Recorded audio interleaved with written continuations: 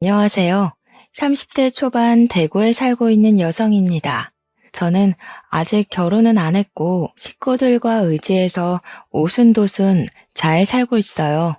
제가 집에서 일을 하고 있는 사람인데 오랜만에 아침에 외출을 했다가 문득 하늘이 너무 맑은 걸 봤는데요. 기분도 좋아지고 무엇보다 보고 싶은 사람이 생각이 나 하루 종일 마음이 묵직하더라고요. 잠깐의 외출로 생각난 그리운 사람이 제 머릿속을 떠나지 않아 글로 추억해 보려 합니다. 제 말도 안 되는 사연 한번 들어보고 가주세요. 저는 어릴 적 부모를 잃고 8살 차이 나는 언니와 함께 친척 집에서 컸어요. 친척들은 부모 없는 저희를 불쌍하게 봐주어 걷어주었고, 저랑 언니는 부모님이 왜 돌아가셨는지 알지도 못한 채 그렇게 성인이 되었습니다. 부모님이 돌아가신 건 저희가 굳이 묻지 않기도 했어요. 모두가 알아봤자 슬프기만 할 거잖아요. 그렇게 친부모님은 우리 기억에서 거의 잊혔고, 저희가 효도를 해야 할 분들은 우리를 자식처럼 키워주신 이모와 이모부였습니다. 이모랑 이모부는 자식이 없어서 우리를 더 좋아해 줬어요. 이모 부부는 두 분 다 약사였던지라 부부 약국을 운영하셨습니다. 규모가 작은 약국이긴 했지만 그 동네엔 약국이 그것뿐이라서 운영이 잘 된 편이었죠. 저희는 이모 부부의 재력 덕분에 어렵지 않게 자랐어요. 부모님이 안 계시면 되게 힘든 여생을 보내는데 다행히 저희는 마음 좋은 이모 부부의 덕을 크게 봤습니다. 언니도 저도 하고 싶은 걸 하면서 컸는데 언니는 워낙 범생이라서 대기업에 한 번에 입사를 했어요. 언니는 대학을 졸업하자마자 돈 잘 버는 직장인이 되었습니다. 그런 언니는 제게 롤모델이나 다름없는 존재였지만 따라가기엔 제 의지가 한참 모자랐어요. 저는 하고 싶은 게 없어서 그저 사는 대로 대학을 졸업했고 집에서 쉬다가 평범한 회사원이 될 뿐이었습니다. 하지만 제게는 저만의 신념이 있었어요. 직장이 중요한 게 아니라 직장에서 번 돈으로 내 취미 생활을 하는 것에 더 중점 두고 싶었기에 크게 직업엔 관심 없는 편이었죠. 사실 언니도 돈 버는 것에 목적이 있어서 대기업을 목표로 들어간 겁니다. 언니가 되고 싶었던 건 돈을 많이 버는 사람이 되는 거였거든요. 그러니 어쩌면 우리 자매는 꿈보단 각자의 현실을 쫓는 사람이었다고 보는 게 맞을 듯 하네요. 언니 얘기를 더 해보자면 언니는 공부쟁이에다가 자기가 원하는 목표면 반드시 도달하려 피땀 흘리는 노력파였어요. 그래서 저는 솔직히 언니가 결혼 안 하고 자기 투자에만 욕심내며 살 줄 알았습니다. 저희는 각자 직장으로 통근을 하고 있었는데 정말 평소와 다름없던 어느 날 언니가 결혼을 하겠다고 발표를 하더라고요. 그날 저 진짜 많이 놀랐습니다. 학교 다니면서 한 번도 언니가 연애하는 걸 본 적이 없었는데 어느 사이에 남자친구를 만들어서 그렇게 깊은 사이까지 갔는지 좀 많이 신기했어요. 공부 괴물인 줄만 알았는데 언니도 사랑에 움직이는 사람이구나 싶어 인간미도 느꼈죠. 이모랑 이모부도 마찬가지였습니다. 사람답게 사는 저와 달리 항상 제 할 일 아니면 잘 웃지도 않던 언니가 결혼을 한다니 아주 관심 있게 눈을 빛내셨어요. 언니한테 조심스럽게 형부될 사람에 대해서 질문을 했죠. 사업하는 사람이야. 친구 소개로 만났어. 만난 지는 3년 됐고 그동안 말 못했던 건 관계가 확실해지면 알리고 싶어서 굳이 말할 필요를 못 느꼈던 거야. 사업을 하는 친구라고? 그렇구나. 근데 사업하는 사람은 좀 불안정하지 않을까? 같은 직장 다니는 동료에는 괜찮은 사람이 없었어? 이모 부부는 형부가 사업하는 남자라는 소리에 살짝 실망하는 기색을 보였습니다.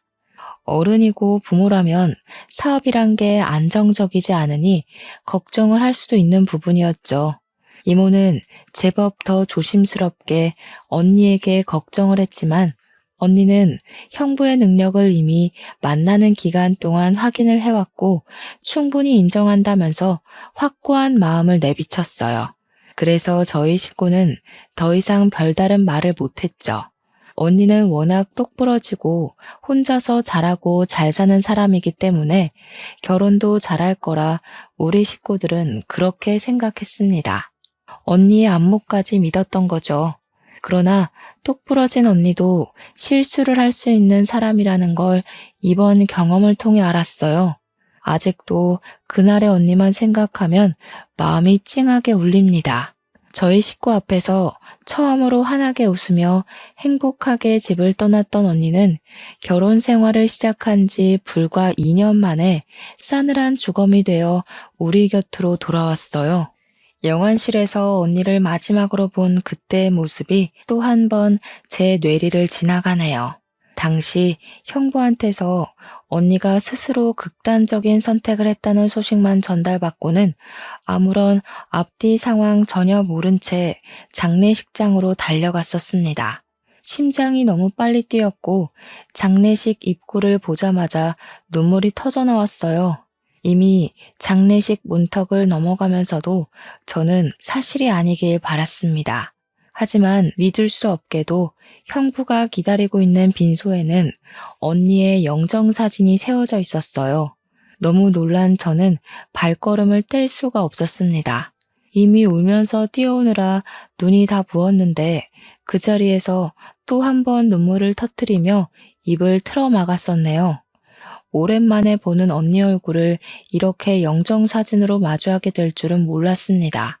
이모는 언니를 보자마자 주저앉아 오열을 했어요. 이모부도 넋놓고 눈물을 보이면서 이모를 부축했습니다. 이모가 언니 사진 앞에서 언니 이름을 부르짖으며 바닥을 길 때 그 옆에서 사돈 식구들은 아무 말도 하지 못하고 그저 침묵만 유지하고 있었어요. 그때 비통하게 통곡을 하던 이모는 눈물이 곧 분노가 되어 이모부를 뿌리치고 자리에서 일어났어요. 다짜고짜 형부에게 달려들어 멱살을 잡았습니다. 이게 뭐야? 자네가 말해보게. 우리 혜인이가 왜 이렇게 된 거야? 내 딸 평생 행복하게 해준다고 하지 않았어? 대체 왜 우리 혜인이가 저기 있는 거냐고? 죄송합니다. 평소에 직장일 때문에 스트레스가 많았는데 제가 못 살폈어요. 정말 죄송합니다. 죄송하다는 말밖엔 드릴 말씀이 없네요. 우리 애가 자네를 얼마나 믿었는데, 잘 웃지도 않던 애가 결혼한다고 얼마나 행복해했는데 왜 우리 애가 저렇게 될 동안 아무것도 못했어, 왜? 언니가 말을 안 해서 저희 식구는 전혀 모르고 있었습니다. 형부 말에 따르면 언니가 결혼 생활과 직장 생활의 병행을 잘 적응 못해서 크게 힘들어했다고 하는데 상상도 못했어요. 언니는 펜으로 허벅지를 찔러가며 밤새 수능 공부를 할 때도 대기업 합격을 위해 대학과 학원을 병행하고 인터넷 강의까지 들으며 시간을 보냈을 때도 힘든 기색 하나 없었던 사람이에요.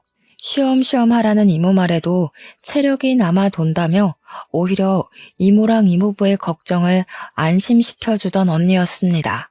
그런데 직장 다니면서 결혼 생활에 적응을 못해 극단적인 선택을 했다뇨. 그럼 직장이 힘들었다는 걸까요? 결혼 생활이 힘들었다는 걸까요? 강철 언니를 무너뜨리려면 어떤 영역이 얼마나 힘든 강도였다는 걸까요? 언니는 형부와 지내는 동안 시름시름 앓으며 간간히 안색이 안 좋은 게 보였는데 형부가 물어도 괜찮다고만 해서 형부도 그러려니 넘겼다고 했어요. 그러다 언니가 극단적 선택을 한 당일 주말 아침에 형부가 한 번 더 언니 안색을 걱정했고 병원 가자고 권유도 했다고 했습니다. 그때 언니는 그냥 아침 공기 좀 쐬고 오겠다고 집을 나갔을 뿐이고 그 이후 저녁까지 들어오지 않았다네요. 형부가 걱정이 돼서 뒤늦게 연락을 했지만 언니 폰이 집에 있다는 것도 그때쯤에 알았다고 했어요. 그래서 경찰에 신고를 했던 거고 언니가 주검이 되어 돌아왔다고 했습니다. 언니에게 그런 고충이 있는 줄도 모르고 그저 언니가 괜찮다고 하면 진짜 괜찮은 줄 알고 넘겼던 지난 과거까지 후회가 되었어요. 언니를 존경하기만 했지 단 한 번도 언니에게 위로를 줘야겠다는 생각은 못 해봤습니다. 제가 언니에 대한 관심이 부족해서 점점 시들어가는 언니를 일찍 발견해주지 못한 게 너무 미안했어요. 자라면서도 외롭게 공부랑 다투며 사람과의 추억도 제대로 못 쌓았던 우리 언니. 그런데 마지막 가는 순간까지도 누구 하나 손잡아주는 사람 없이 그렇게 홀로 쓸쓸히 갔네요. 하나밖에 없는 내 사랑하는 언니가 너무 불쌍해서 그날 빈소에서 참 많이 울었습니다. 사람이 울다가 죽을 수도 있다는 걸 느꼈을 만큼 고통스럽게 울었어요. 이모는 3일 내내 빈소를 떠나지 않고 자책을 했어요. 밥도 안 먹고 언니 사진만 바라보면서 자신이 조금 더 엄마처럼 품어줬다면 이렇게까지 슬픈 선택은 안 했을 텐데 하면서 끊임없이 죽은 언니한테 용서를 빌었습니다. 발인식이 오기까지 너무 짧은 시간이었어요. 사돈 어른들도 우리에게 면목이 없다면서 언니를 못 지켜줘서 미안하다고 하더군요. 올바른 애였으니까 좋은 곳에 갔을 거예요. 혜인이가 좀 똑똑한 아이입니까? 아마 그곳에 가서도 똑부러지게 잘 지내고 있을 거니 너무 자책은 하지 마셔요. 고맙습니다. 제가 너무 속상한 마음에 실언을 많이 했던 것 같은데 너그러운 마음으로 용서해 주세요. 그동안 우리의 좋게 봐주셨던 은혜 잊지 않을게요. 사돈 어른은 우리에게 언니 조의금이니까 자기네들은 손대지 않겠다고 선의를 베풀어 줬습니다. 그런 사돈 어른 마음에 고마워서 이모 부부는 같이 고생했는데 그럴 수가 있냐며 조의금에서 반을 내드렸어요. 그리고 사돈 댁과는 그렇게 연이 끊어질 줄 알았어요. 기회가 되면 웃는 얼굴로 다시 만나 밥 한 끼 정도 하자고만 하고 서로의 건강을 기원하며 작별 인사를 했습니다. 근데 언니가 죽고 일주일도 안 돼서 저희는 조금 당황스러운 사실을 직면하게 되었어요. 전혀 몰랐는데 언니 밑으로 빚이 수억이나 딸려 있다는 걸 알았습니다. 이모 부부도 너무 놀라서 이게 정말 언니 앞에 있는 빚이 맞는지 몇 번이나 확인을 했어요. 여보, 우리 혜인이가 이럴 애가 아닌데 어떻게 된 거지? 이렇게 무턱대고 돈을 빚낼 애가 아닌데 무슨 일 있었던 거 아닐까? 이상하긴 하다.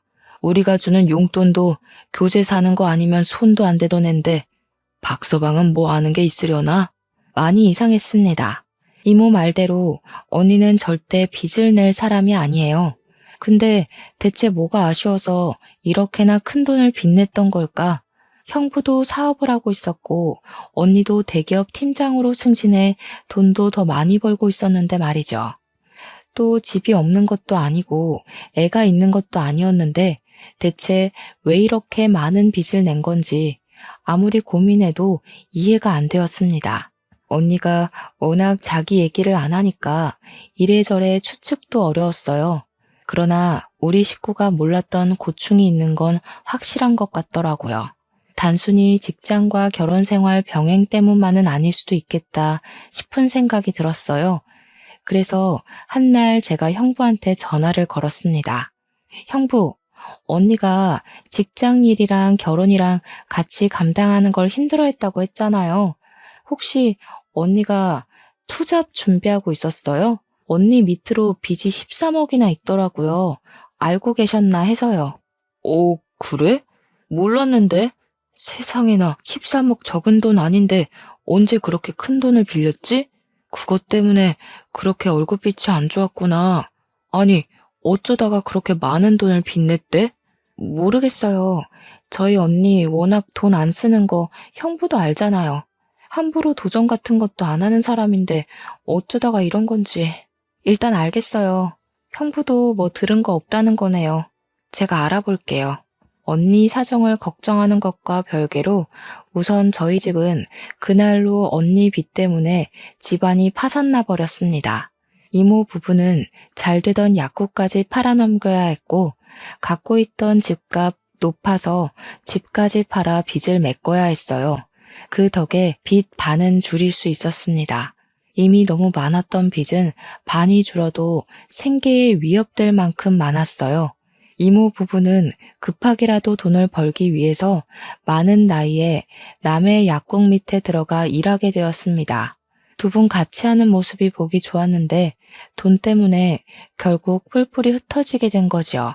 저 또한 어려워진 형편을 지켜만 볼 수는 없어서 퇴근하고 아르바이트를 뛰었어요. 이모 부부도 집에서 따로 부업을 하면서 저희 식구는 언니 빚을 해결하느라 24시간 부족한 삶을 살아야 했습니다. 그렇다고 한 번도 죽은 언니를 원망했던 적은 없어요. 걱정이 되었던 건 여전하고 언니가 보고 싶은 것도 마찬가지였습니다.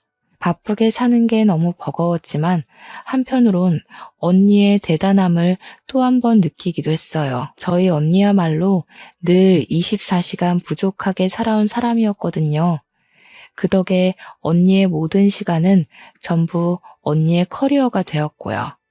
한 번씩 제가 별것 아닌 일로 힘들 때마다 언니가 제게 위로의 말 대신 줬던 사탕이 있었는데 언니는 저를 나이가 먹어도 어린 동생이라고 생각하는 것 같았어요.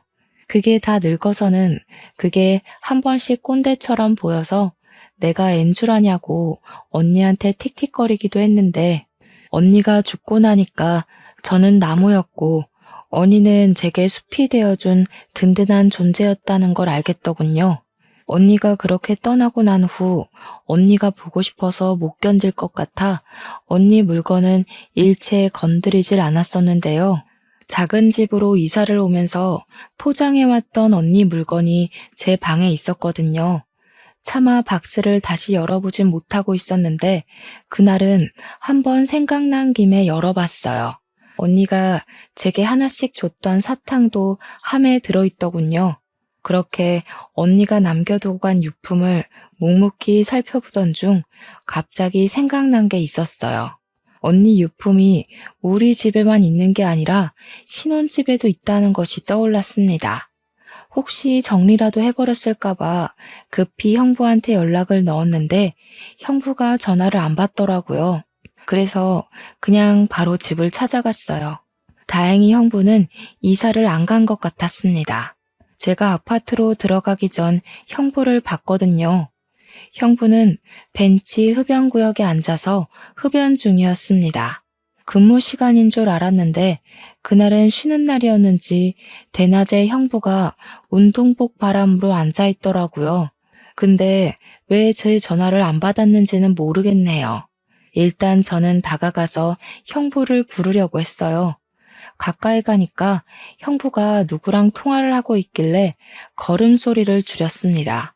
이번에는 실패 안 해. 그렇게 불안하면 엄마가 또 여자 하나 소개해 주던가. 이번이 마지막이니까 한 5, 6억만 있으면 될 것 같은데. 엄마가 한번 찾아볼게. 요즘 사별하고 재혼하는 사람도 많더라.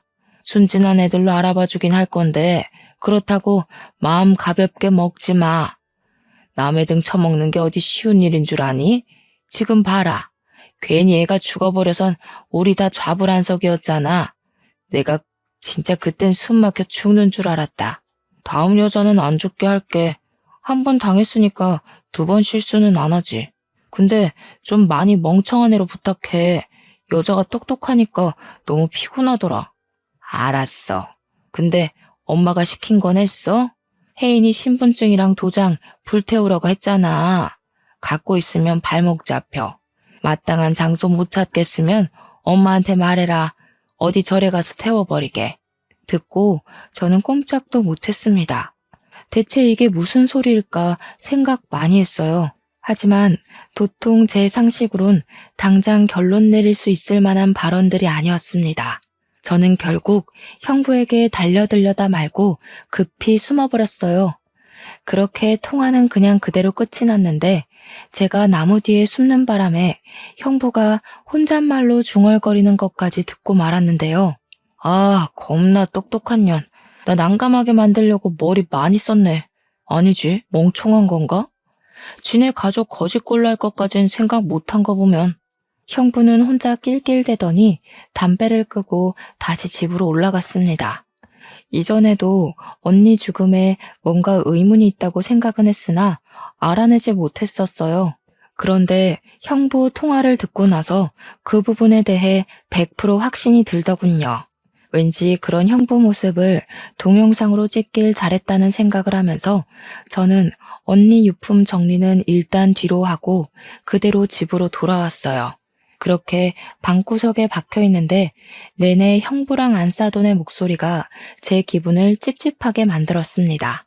저는 결국 다시 언니 유품을 핑계로 형부 집을 찾았어요. 다시 찾은 그 집은 이전과는 다른 용기를 갖고 가야 했습니다. 초인종을 누르기까지 너무 두려웠어요. 그 통화만으로는 우리 언니가 죽은 게 형부랑 관련이 있는 것 같은데 확실한 사실은 잘 모르지만 형부란 존재가 그때부터 좀 공포로 느껴지더라고요. 최대한 표정 관리하고 초인종을 눌렀더니 평소 제게 친절했던 형부가 나왔습니다. 이렇게 저를 반갑게 맞이해주던 형부가 언니에게 무서운 짓을 한 사람이라고 하기엔 너무 매칭이 안 되었어요. 저는 형부에게 미리 언니 유품 때문에 들릴 거라고 얘기를 했었기 때문에 별다른 설명은 붙이지 않고 들어섰습니다. 형부, 요즘 식사는 잘해요? 그래도 와이프가 그렇게 됐는데 입맛 없을 거잖아요. 저희 집도 아직 언니 생각 때문에 계속 마음이 안 좋거든요. 그렇지, 아무래도. 내가 처제 언니 많이 좋아했던 거 알잖아. 아참, 나 일 있다. 밥 한 끼 같이 하면 좋은데 미안해. 챙길 거 잘 챙겨가고 다음에 또 보자. 형부는 뭐 책 잡힐 것 같기라도 했는지 갑자기 일이 있다는 핑계를 댔습니다. 그리곤 도망치듯 집을 나가버렸죠. 그 행동이 수상해 붙잡고 싶었던 걸 겨우 참았어요. 오히려 그때는 형부가 곁에 없는 게 나았으니까요. 저는 그때부터 언니의 필요한 물건만 빼내면서 은근히 집을 뒤졌습니다. 다행히도 형부가 언니 물건에는 아직 손을 안 댄 것 같았어요. 아예 안방을 쓰질 않는 건지 썰렁하기도 했습니다. 이곳저곳 돌아다녔던 저는 옷장을 뒤지다가 뭐 하나를 발견했어요. 그건 언니가 늘 습관처럼 쓰던 가계부였죠. 그런데요, 제가 그걸 펼쳐봤다가 아주 당황스러운 걸 목격했지 뭡니까?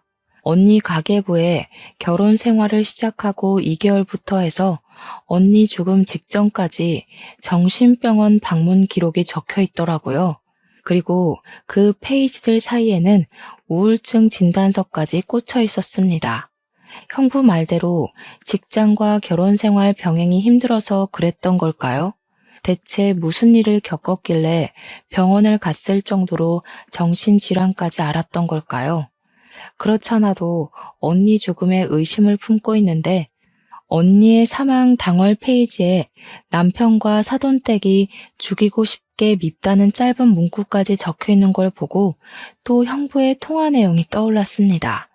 이거 이대로 넘어가면 안 될 일이구나를 직감했어요. 저는 일단 언니 병원 진단서에 적혀 있는 병원을 찾아갔습니다. 그리고 언니랑 상담했던 의사를 찾았죠. 의사에게 언니의 사망 소식을 알리자 참담한 표정을 지으며 많이 속상해 하더라고요.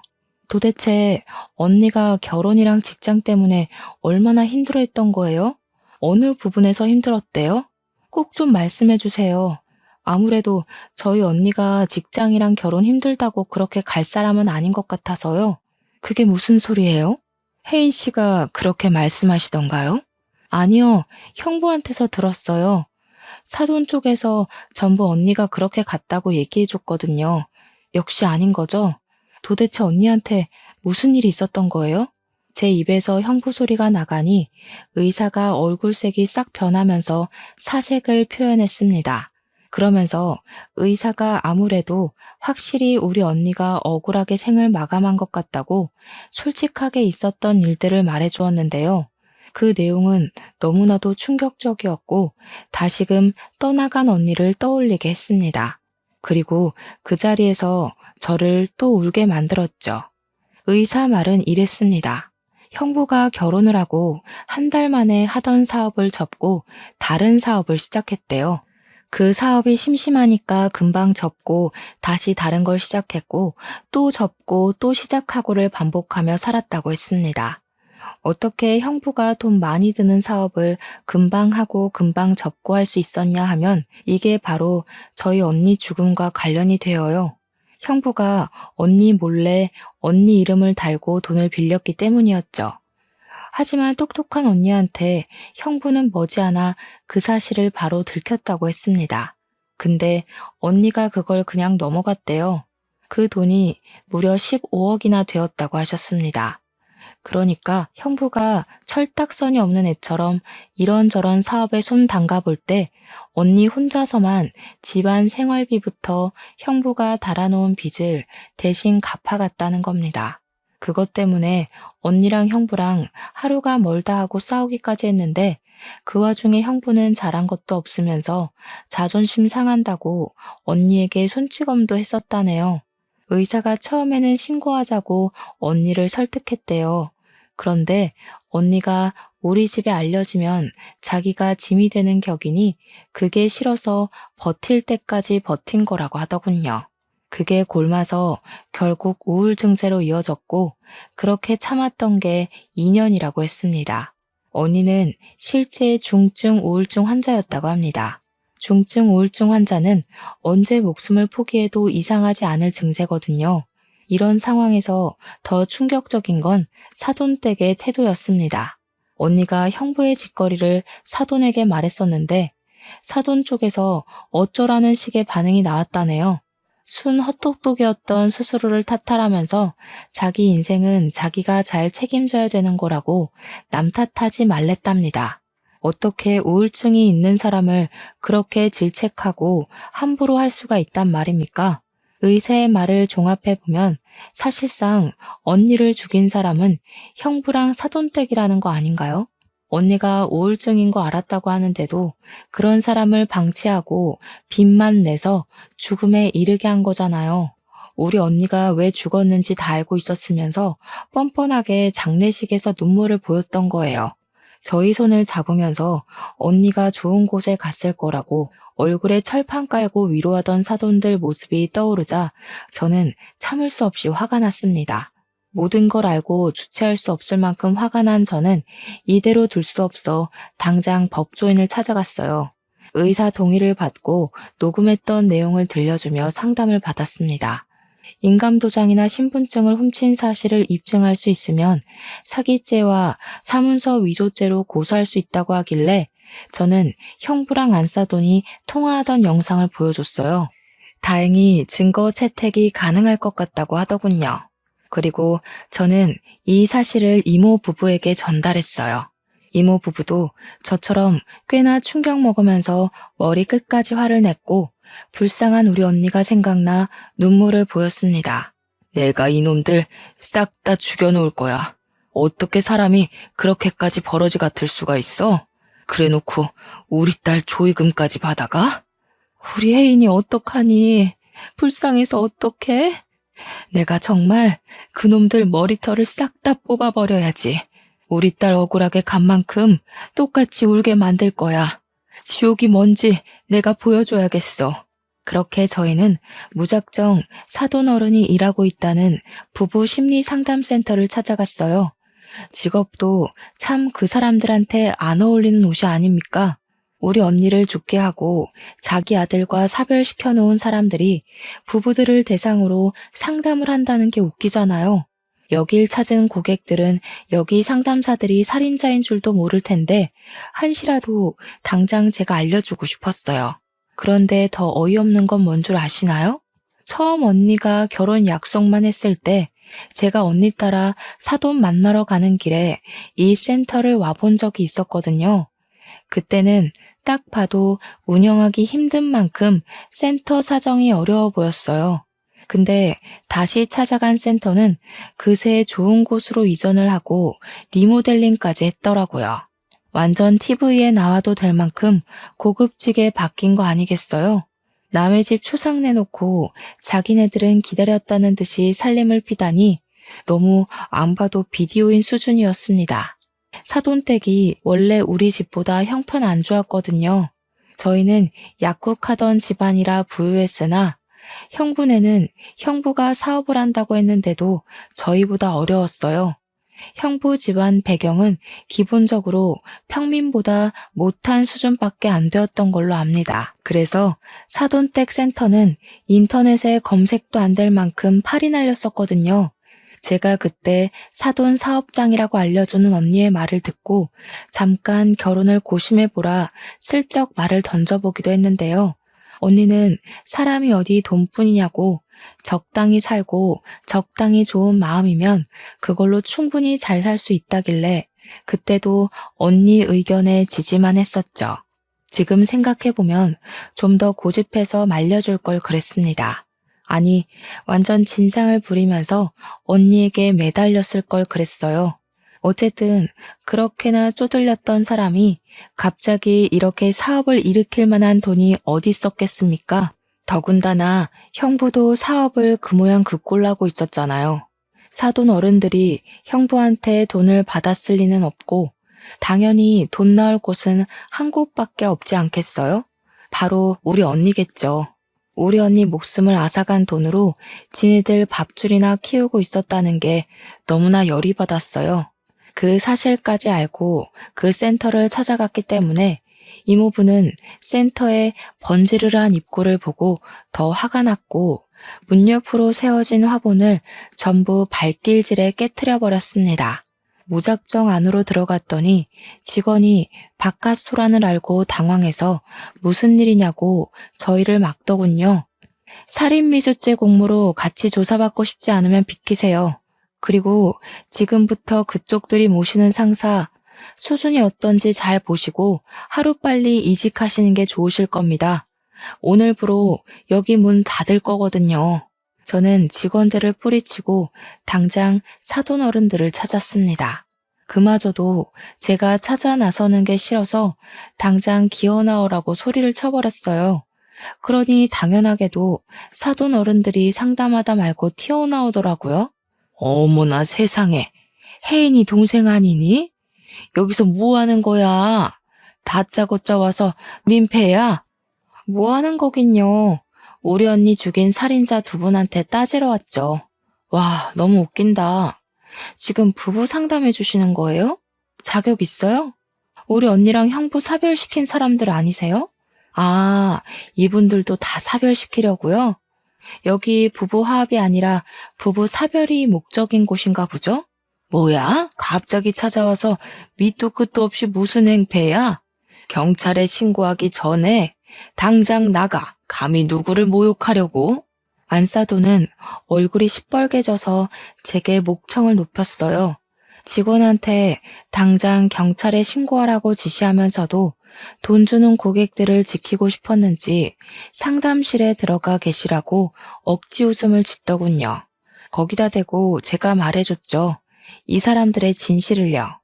다들 한시라도 빨리 도망치시는 게 좋을 거예요. 여기 이 상담사들이 얼마나 사람 심리로 장난을 쳤는지 저희 언니가 그거 못 견디고 불쌍하게 죽었거든요. 심리 상담사라서 심리적으로 사람 피말리는 짓 굉장히 잘하는 사람들이에요. 여기서 상담받았다간 부부끼리 서로 죽이네 마네 하시게 될 거니까 얼른 다른 데 알아보세요. 그러자 제 입을 다물게 만들고 싶었던 안사돈이 앞일 생각 못하고 제 뺨을 갈기면서 분위기가 더 심하게 산만해졌습니다. 지켜보고 있던 부부 고객들은 안사돈의 돌발 행동 때문에 이미 상담사로서의 신뢰를 잃고 말았어요. 그 와중에 안사돈은 아예 이미지를 놓아버리기로 마음 먹은 건지 제게 막말을 내뱉기 시작했는데요. 뭐? 살인자? 근거 있니? 이렇게 개념 없이 덤벼들 거면 그만한 증거는 갖고 행패 부리는 거야? 어디 버르장머리 없게 두 눈 똑바로 뜨고 누명을 뒤집어 씌우려고 해? 네 언니 죽은 게 왜 우리 탓이니? 혼자 살기 싫다고 멋대로 죽은 언니한테 물어봐라. 우리가 죽으라고 떠밀었다니? 죽으라고 고사 지낸 것도 살인이나 마찬가지죠. 하긴 이렇게 철판이 두꺼워야 남의 명의 도용해서 수억대 돈을 빼낼 수 있었겠죠. 언니 목숨값으로 센터 이전도 하시고 명예도 얻으시고 앞으로 부자 될 일만 남을 줄 알았는데 제가 나타나서 좀 불안하시겠어요? 오죽했으면 사람도 많은데 제 뺨을 치셨을까? 얼마나 급하셨길래 그래요? 당장 나가. 네 언니 눈깔도 꼴도 보기 싫어서 잘 죽었다 싶었는데 어디서 똑같은 눈깔을 달고 와가지고 내 피를 말려? 내 센터에서 나가라고. 안사돈의 대사는 저보단 듣는 고객들에게 더 충격을 주었던 것 같습니다. 자기 분에 못 이겨서 스스로 성질을 드러내는 꼴이라니 이렇게 나와주면 제 입장에선 고마웠죠. 그 옆에서 박가사도는 급히 고객들을 진정시키며 자기들이 억울한 입장이라고 얘기를 했어요. 그러면서 나중에 홈페이지에다 상세 사과문 올릴 테니 집으로 돌아가 달라 부탁하고 있었습니다. 그러자 이모부는 역 같은 소리 제발 좀 그만하라고 바로 박가사돈 멱살을 잡았어요. 감히 남의 집 귀한 딸 데려가선 시체로 돌려줘? 당신들이 그러고도 사람이야? 어떻게 사람을 죽여놓고 시치미를 뗄 수가 있어? 대체 우리가 뭘 했다고 이래요? 진짜 딸도 아니면서 오버하시네. 그 애가 왜 우리 때문에 죽어요? 쟤 혼자 나가서 죽은 거지. 말은 똑바로 해요. 사람들이 오해하잖아요. 선을 넘은 박가사돈 말에 이모부는 결국 참지 못하고 주먹을 날렸습니다. 그걸 안사돈이 나서서 말리려고 하길래 이모랑 제가 안사돈을 붙잡았어요. 이모는 안사돈이 언니까지 죽게 한 걸로 모자라 제게도 손을 댄 것에 화가 나서 안사돈 머리채를 잡고 바닥에 넘어뜨렸어요. 당신들이 내 딸 앞으로 빚내고 죽음까지 몰았잖아. 당신들 먹고 살 궁리하느라 내 딸이 죽어가는데도 방치했잖아. 근데도 뭐가 잘못됐는지 몰라? 우리 애가 당신들 입으로 자백한 녹음 다 가지고 있는데? 그 자리에서 저는 바로 녹음을 틀어주었습니다. 그랬더니 사돈도 놀랐지만 누구보다 충격받은 부부 고객들 놀라서 당장 환불 요청하기 시작했어요. 그러면서 고객들은 사돈 어른들한테 쌍욕을 했고 그렇게 살지 말라며 경고를 때린 뒤 센터를 나갔습니다. 밖에서 센터 건물을 사진으로 대량 찍는 것 같던데 아무래도 SNS에 후기를 올리려고 하는 것 같았어요. 그때 정말 타이밍 기가 막히게도 룰루랄라 놀러온 형부가 센터를 들렀다가 내부 상황을 보고 당황하더군요. 저랑 저희 식구들을 보면서 순간 찔리는 게 있는지 바로 도주를 했습니다. 저 사람이 우리 언니한테 가장 큰 가해자였을 텐데 이대로 놓칠 수가 있나요? 저는 형부를 잡기 위해 곧장 쫓아갔어요. 그런데 역시 여자의 몸으로는 좀 역부족이더군요.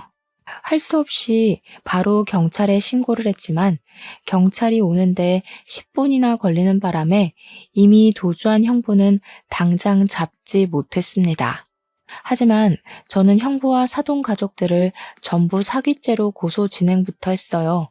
신고 접수가 되자마자 당연히 수사가 진행되었고 다행히도 언니가 쓰던 가계부, 언니 명의의 통장, 그리고 그들이 태웠다고 발언했던 언니의 도장과 신분증이 전부 증거물과 증언이 되어서 경찰에게 제출되었어요. 언니 신혼집 침대 밑에서 언니 휴대폰도 발견됐다고 하더라고요. 거기에는 언니랑 사돈댁과 형부랑 통화하면서 다퉜던 내용이랑 빚 가지고 신랑이 벌이는 정황들까지 전부 녹취록으로 남아 있었습니다. 녹취록에 담긴 언니 목소리와 강압적인 형부의 목소리는 아직도 잊히지 않을 만큼 정말 속이 상했어요.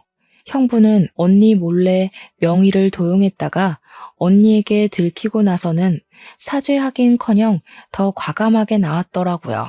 언니가 자신보다 체격이 작은 걸 이용해 대출을 강요했고 협박까지 했다는 걸 그 녹취록을 통해 알 수 있었습니다. 그래서 형부에게 강요죄와 협박죄, 사기죄를 전부 물어 고소를 진행할 수 있었어요.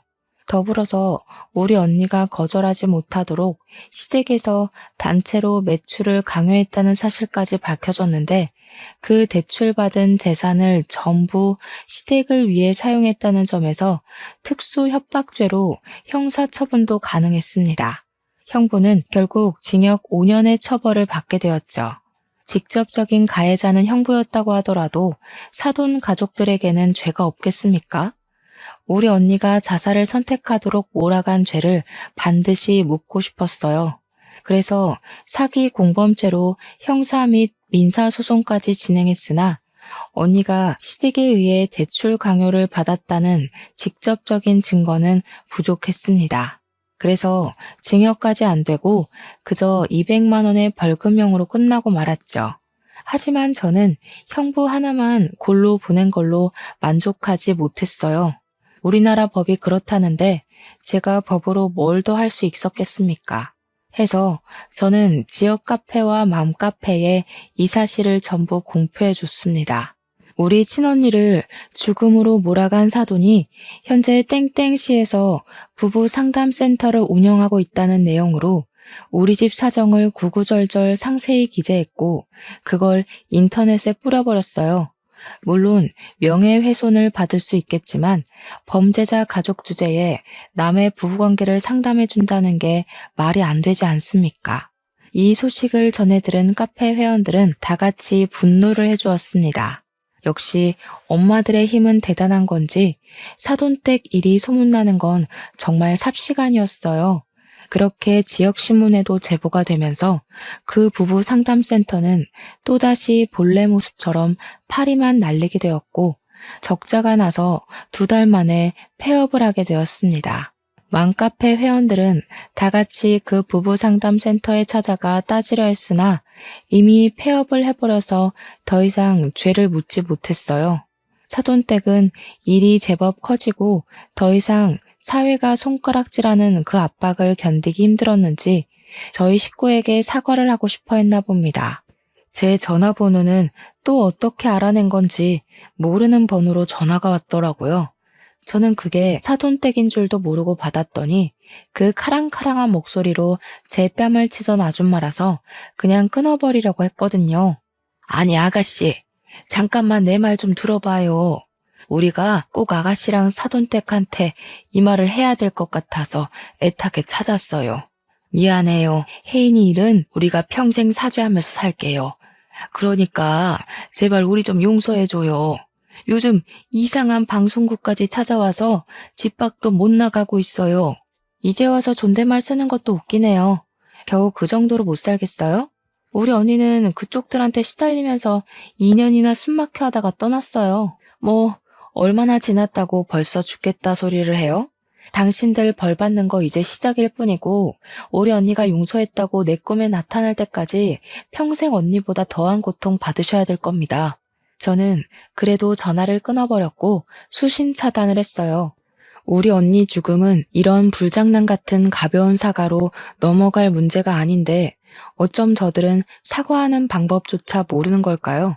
이게 사과로 될 문제라고 생각하는 수준조차 정말 답이 안 나오는 어른이지 않나 싶었습니다. 저는 이렇게 파렴치한 인간들이 벌을 받게 만들긴 했지만 언니를 잃은 상실감은 여전히 채워지지 않더군요. 제가 언니에게 조금 더 관심을 가지고 살았다면 이런 일이 안 벌어졌을까 싶으면서 뒤늦은 후회만 오더라고요. 우울증에 정신과 약까지 복용했는데 동생인 제가 몰라준 게 얼마나 한심합니까? 이렇게 한 달이 건넌 가족관계에도 발등 찍힌 것이 너무 억울하고 서러운데 우리 언니는 제가 아팠던 것보다 더 아팠겠죠. 모든 것이 다 정리가 된 그날 가장 큰 공허를 느꼈네요. 끝장을 봐서 다행이다 싶으면서도 이대로 그들에게 준 벌이 끝나버린 것이 싫기도 하는 이중적인 마음도 들었고요. 그냥 문득 언니가 보고 싶어서 이랬다 저랬다 하는 것 같습니다. 하늘에서 언니가 저를 꼭 지켜보고 있었길 바래요. 언니 보고 싶은 마음 하나가 제게 이렇게 큰 용기가 되었다고 제 마음의 소리를 들었기를 꼭꼭 바랍니다. 그래도 세월이 약이라는 말이 거짓은 아닌가 보더라고요. 언니가 세상을 뜨고 9개월이 지난 현재 주말마다 이모랑 이모부랑 등산에 취미가 생겨서 다니고 있어요. 등산할 때 체력적으로 힘이 드니까 딴 생각을 안 해서 좋더라고요. 특히 산 정상에 올라가면 마치 제가 힘들었던 순간순간들이 결국 다 수억만 가지의 경험 중 하나일 뿐이라는 생각이 들어요. 그만큼 언니가 보고 싶은 그리움과 슬픔보다는 언니와 좋았던 추억이 제 마음에 더 크게 자리 잡는다는 거죠. 저도 언젠가는 언니가 있는 곳으로 갈 운명이잖아요. 나중에 저희 식구들도 전부 언니 곁으로 갈 거고, 우린 또 만나게 될 텐데, 뭘 그렇게 그리워했을까 싶더라고요. 그래서 산 정상만 올라가면 항상 갈피를 못 잡던 제 마음이 좀 진정이 되어서 좋습니다. 그건 이모랑 이모부도 마찬가지라고 하네요. 여러분들은 꼭 결혼한 형제자매가 있다면 옆에서 끊임없는 대화를 해줌으로써 우리 언니 같은 불상사가 일어나지 않도록 잘 대처했으면 해요. 속상하게도 가족의 소중함은 이들이 떠나야만 더 크게 느껴지지만 우리가 끊임없이 되새긴다면 충분히 후회되지 않게 표현할 수 있다고 생각합니다. 지금까지 제 사연 관심 있게 들어주셔서 감사합니다. 늘 행복하세요.